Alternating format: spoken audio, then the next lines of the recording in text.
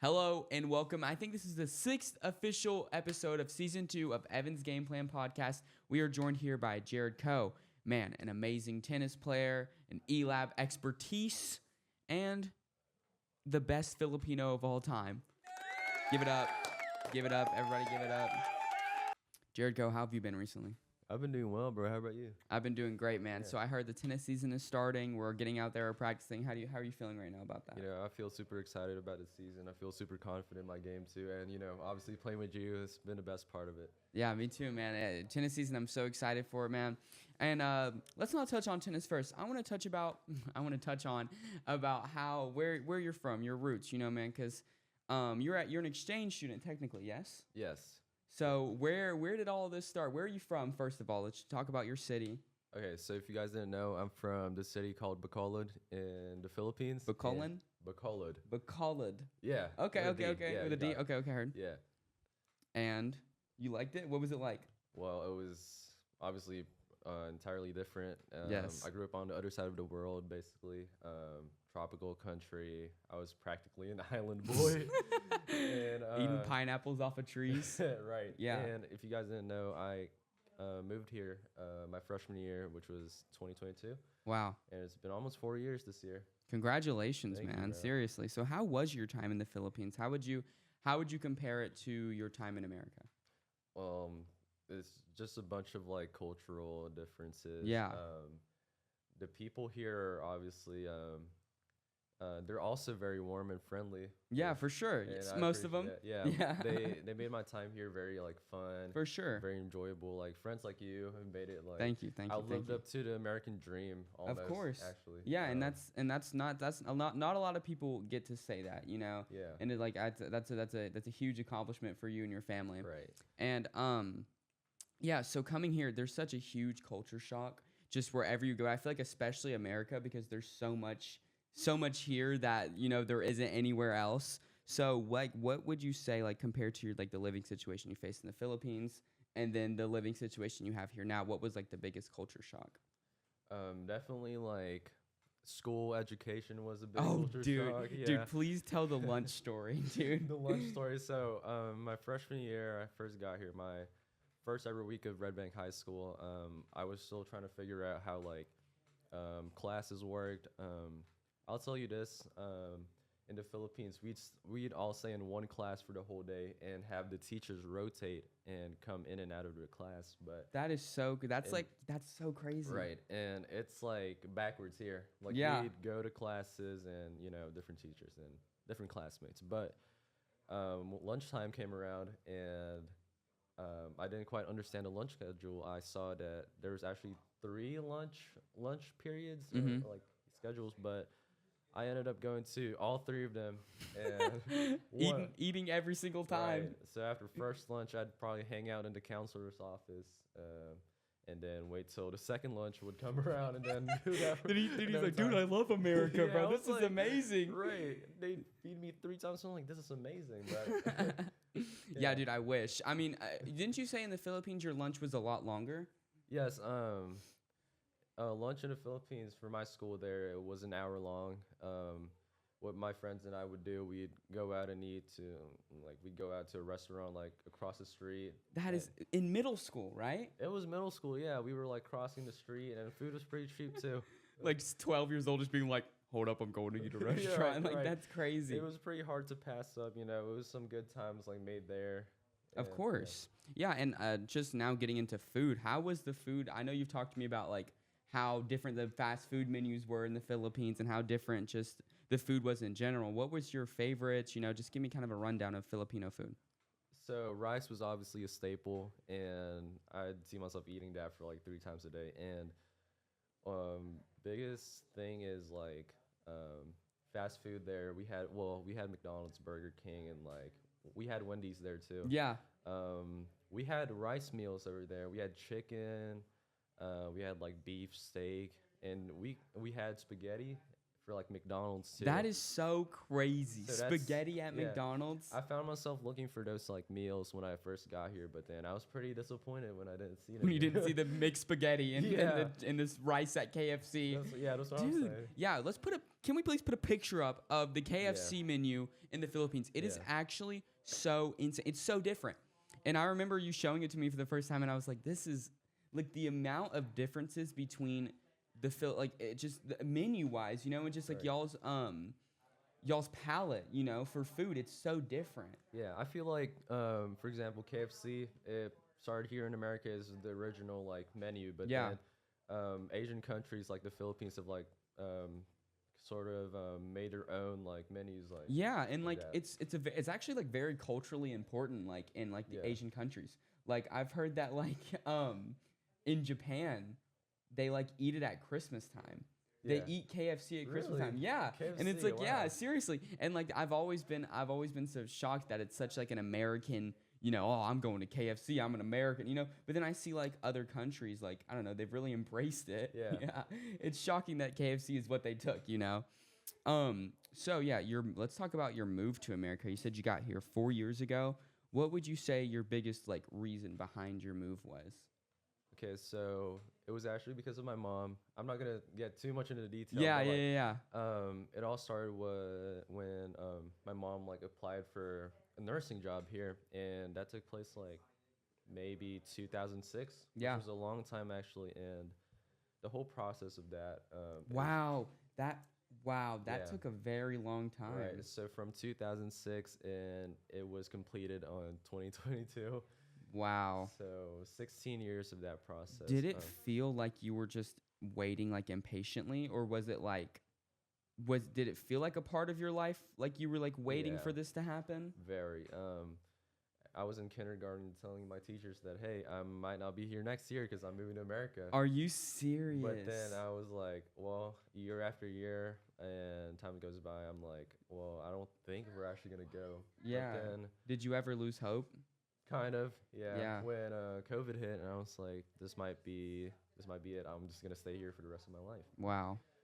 But then also, my mom's a nurse, and she applied to this agency. Shout out Miss Co. Yeah. Shout out my hey, mom. air horn for Miss Co. Shout Shout out out. my mom, and yeah, agency that brings Filipino nurses to the U.S. Mhm. And luckily we made it here. Yeah. Wow, that is so amazing. Was there a moment that like hit after or like before the move where you like realized that your life has really changed, or that your life is really changing? Yeah, I was like packing my suitcases up, and I was like, this is really it. All my belongings were like in a couple bags, you know. I was like, Wow. I'm ready to leave my home. Like, I've been here for 13 years of my life, you know. I'm ready to start like my new high school life, And you know? venturing out, and like I think Right. we've talked about this before, like the media, how it portrays America, and it being this super like, yeah, man, let's shove the guy in a locker and give him a Yeah. swirly. What was your genuine reaction to how America was perceived on television and how it was when you first got here? You know, I don't want to like. Well, it was kind of disappointing to me. Yeah, but, no, like, no. it's- I mean, dude, I totally get that. Yeah. It's all like great and all. Like, I do think it is true to some like aspects of it. Yes. But I think an example was like I've watched High School Musical when I was younger. and Yeah. I was literally thinking that it would be the exact same, you know. But obviously, yeah.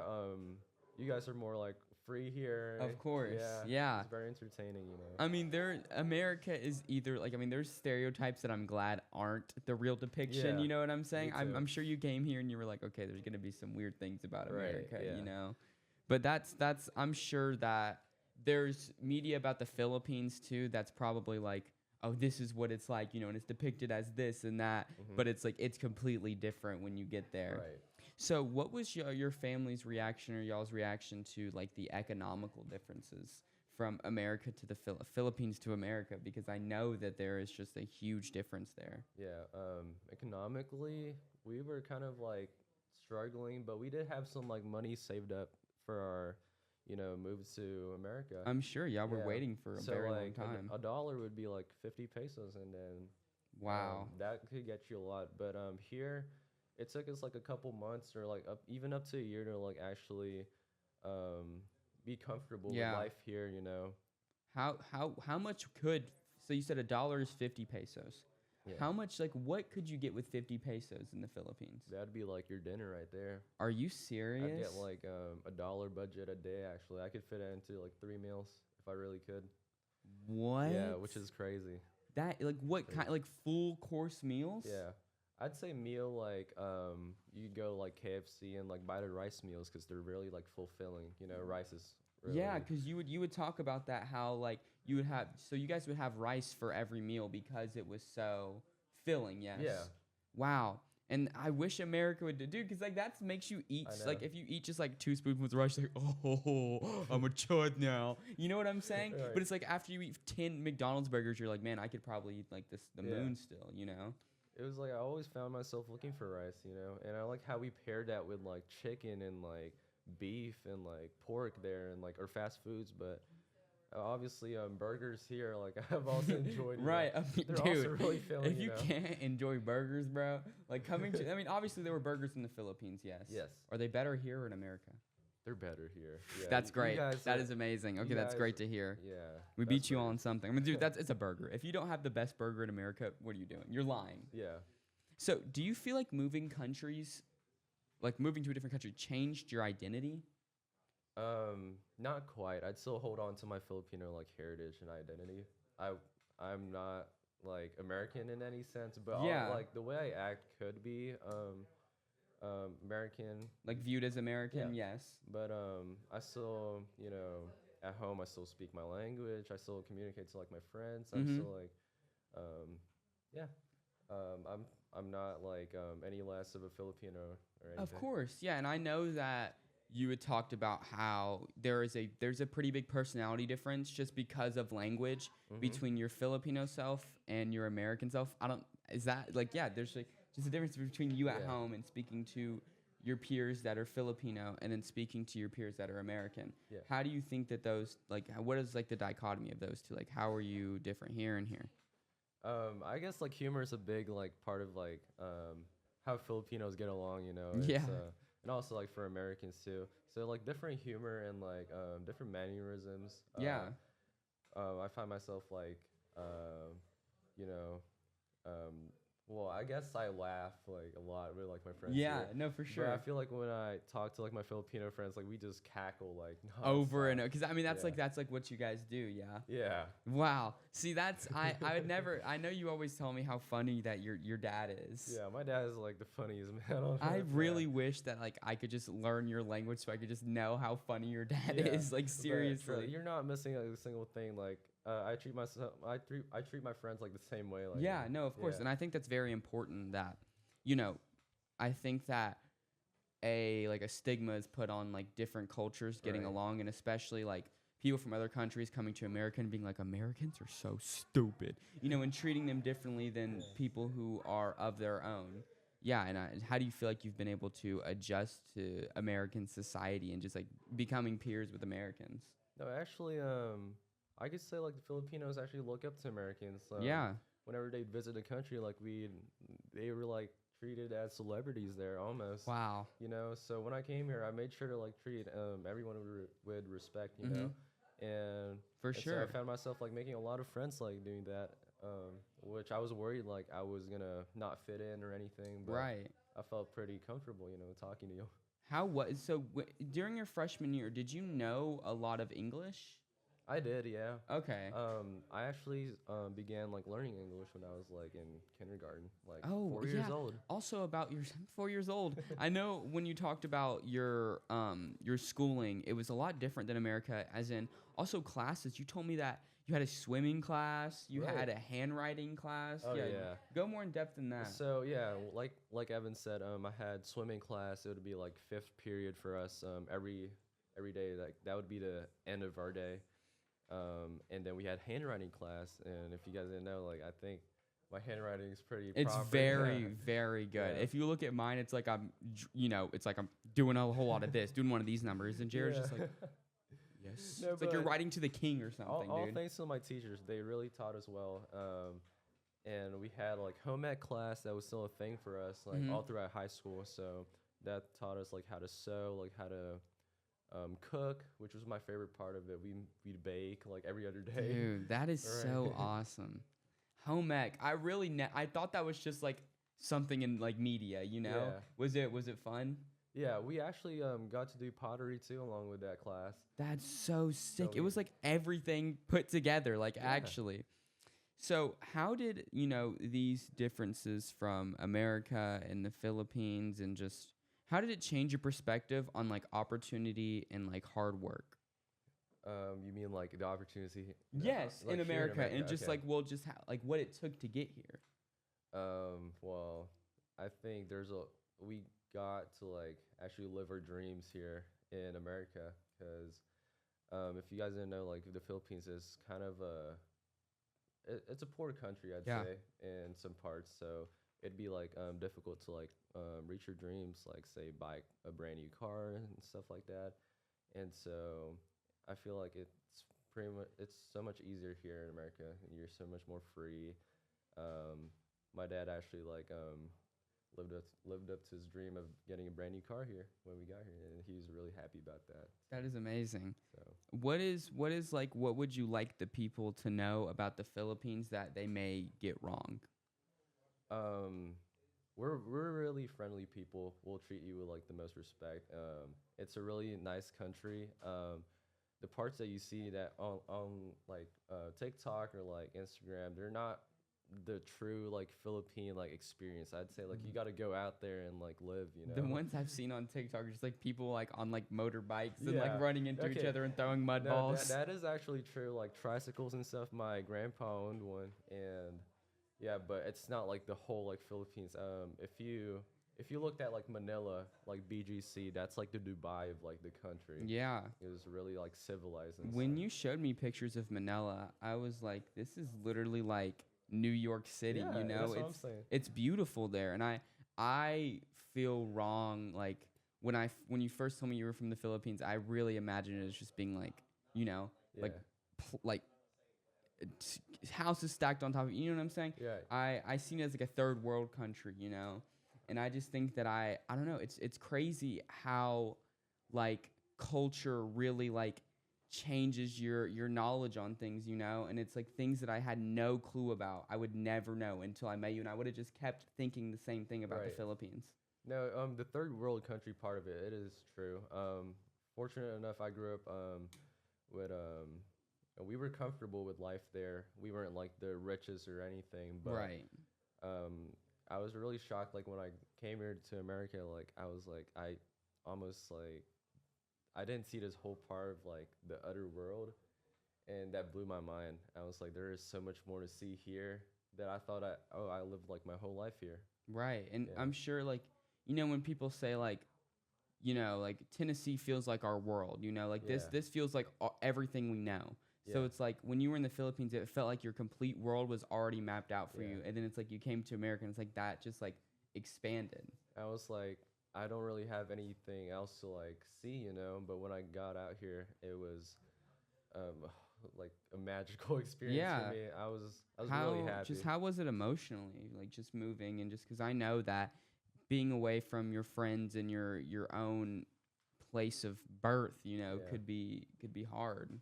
You know, it definitely took away like my sense of comfort. You know, Yeah. I was pretty like down and depressed like for the first like couple of months, but friends like helped. Friends helped, and it did like really help me when my parents would like take me out to like trips around the country, Yeah. and then it just made me feel better. And I was like, oh, I think we made the right choice of like moving here. How was it? Just who oh, wow. Over here busting out the remix. How many places have you visited in America? I'd say over 10 states. Wow.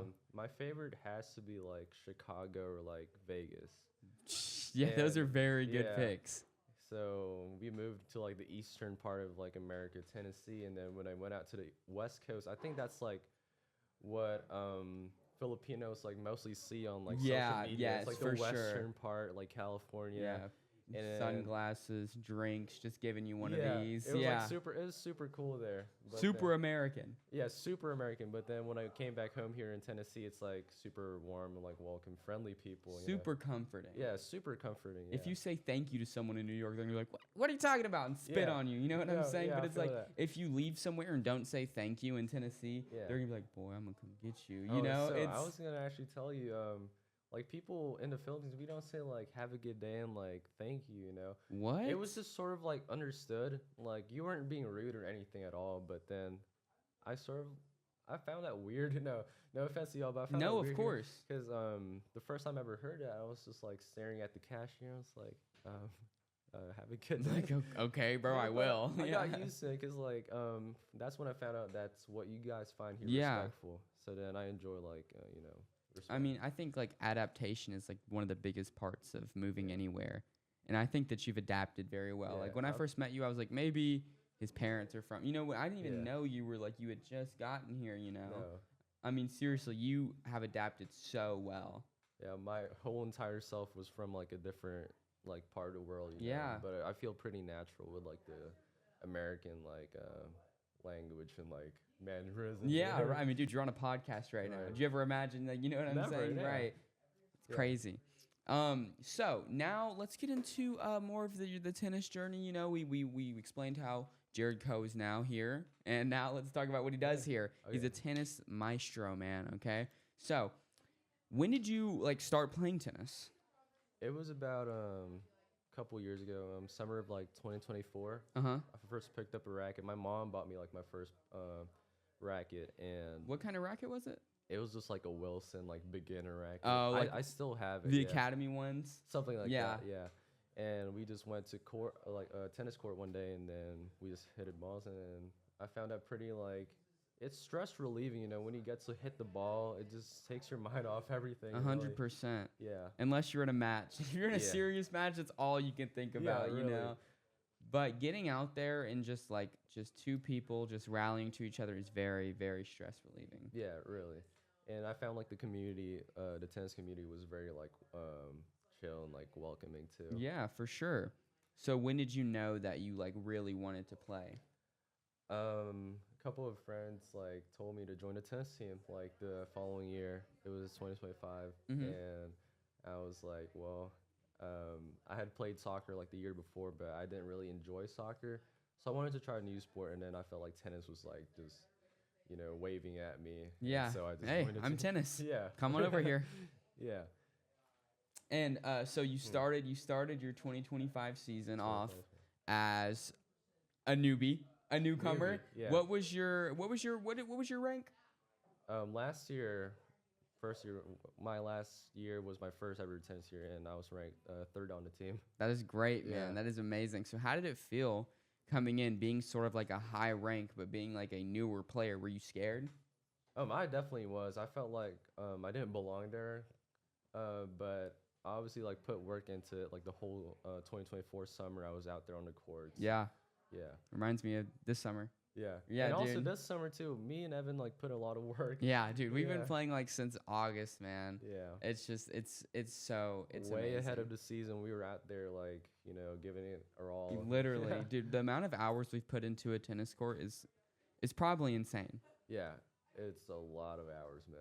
So starting off last year as your first season, as your first season, and being completely new to the sport, now that you have the opportunity to be a team captain, how does that feel? It makes me feel awesome, man. Yeah. Like team captain, that's also like something I dream of, Yeah, of course. Because tennis is my passion, and I would have never guessed that I would have a shot of being team captain. Yeah. So I'd love to like help out the team, maybe right. train them up a little bit. Of course. Bring grip, for people, have extra rackets. Yeah. This guy's got like everything in his bag, just like dude. the support man. I know, for 100%.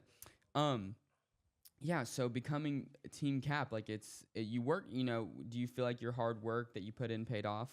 It definitely paid off, like sooner than what I thought it would. Yeah. Like I thought that I'd maybe like a lower ranked on the team. But I mean, I'm definitely happy that it came out this way. Yeah. And tennis is a very emotionally like draining sport at some points.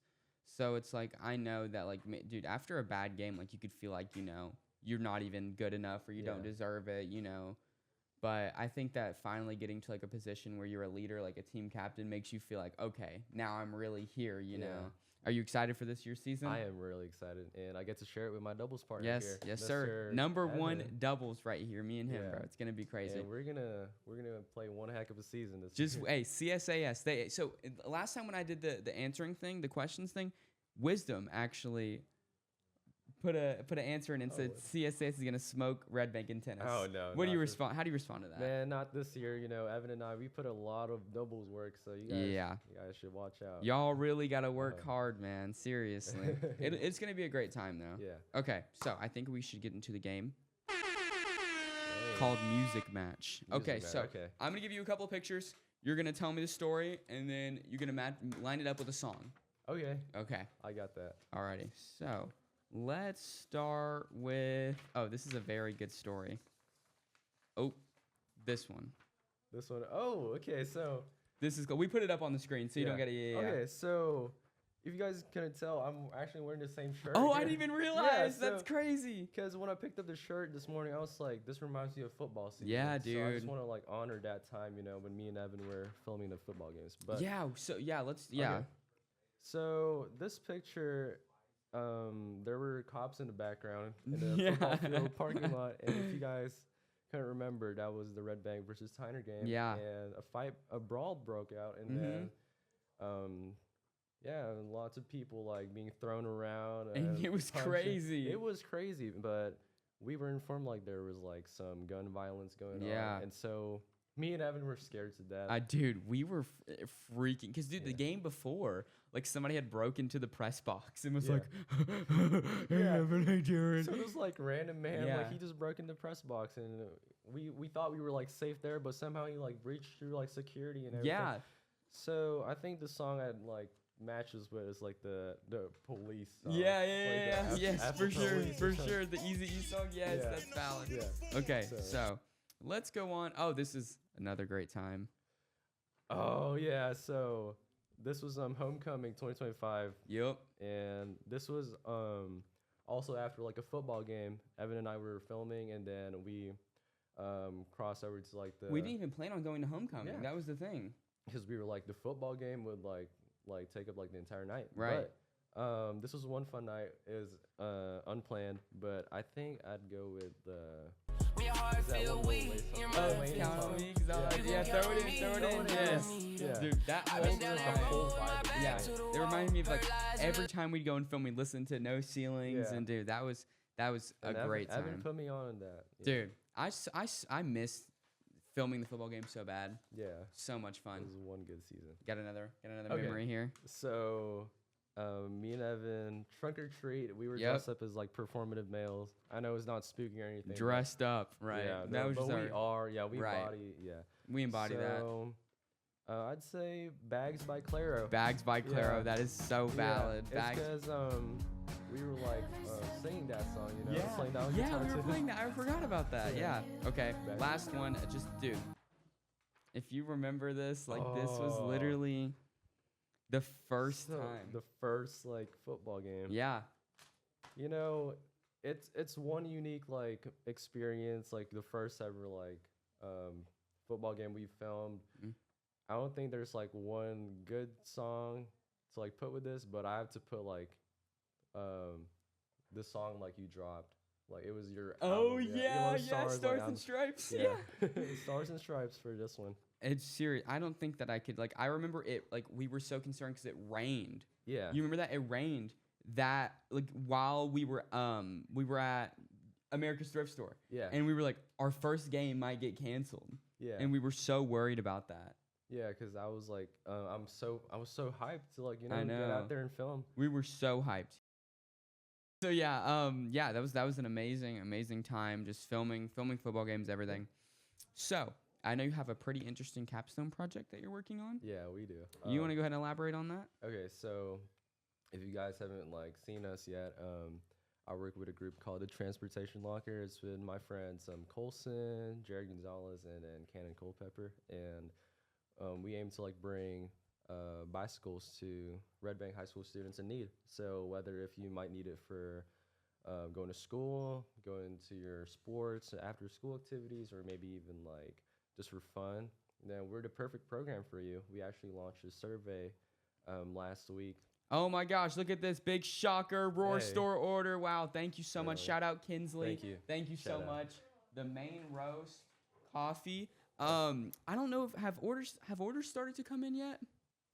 So we think so the main roast is going to be opening here pretty soon for everybody. I think it's just exclusives right now, like big time people like me and Jared Kho are the ones getting this. Sorry to interrupt your thing, Jared. We just had a very nice delivery come in here. But yeah, the main roast, everybody get ready. This is some of the best coffee you'll have in your very own life. Yeah. Jared Kho, I would like you to try it with me. Okay. Let me put my straw in here first. Okay. Am I right? And then we can continue on your All right, you want capstone. to have a sip, Evan? Yeah, you ready? That's so good. Oh wow. That's No, like this a is so really good. No, I'm not even like kidding. I'm This not is even real. fronting. Jared. I Yeah. seen your face. You were like, No, I'm not actually even surprised. This is the best coffee I've had like ever, man.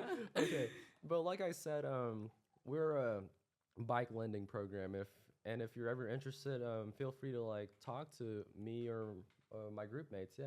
Yeah, and I know you've done more work in the elab Yeah. yourself personally. I remember the Grand Prix race Mhm. when you were in the I Right, that was love me. that was so cool, man. How like you've done a lot of work in the elab, a lot of hands-on things. Do you think that's affected your schooling a lot? You think it's given you a good experience? Definitely, like my hands-on like project skills have definitely been honed here at the elab because there's just so much resources like you're able to use like the 3D printer, laser cutter, and whatever. Podcast room. Podcast room today. I'm newbie here. Yeah, right. Yeah.